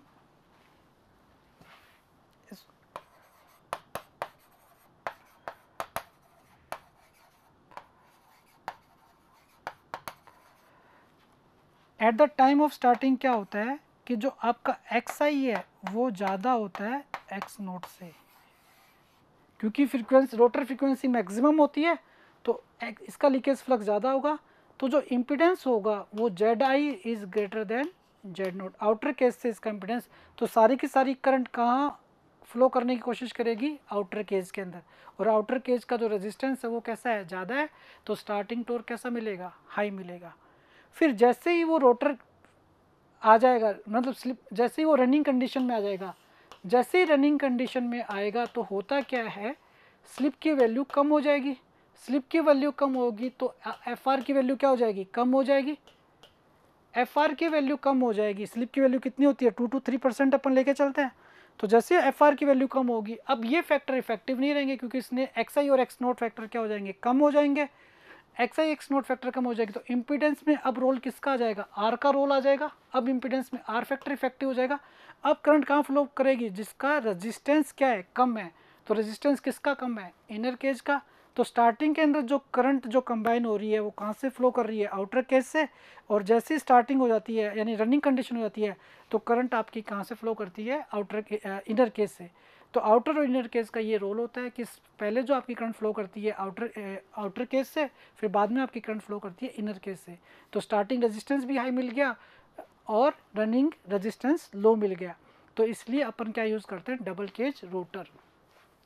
तो डबल केज रोटर में क्या पूछा है, in a double cage induction motor the inner cage has resistance क्या होगा, low resistance and high leakage reactance. तो इसका क्या होगा, इसका इनर केज का क्या होता है, रेजिस्टेंस लो होता है और लीकेज रिएक्टेंस क्या होता है, ज़्यादा होता है। तो ये आपके क्वेश्चन हो गए किसके, मशीन से रिलेटेड। तो ये BCTQ पार्ट आपका कंप्लीट हो रहा है मशीन का। तो नेक्स्ट टाइम अपन अलग सब्जेक्ट का BCTQ करेंगे। Thank you.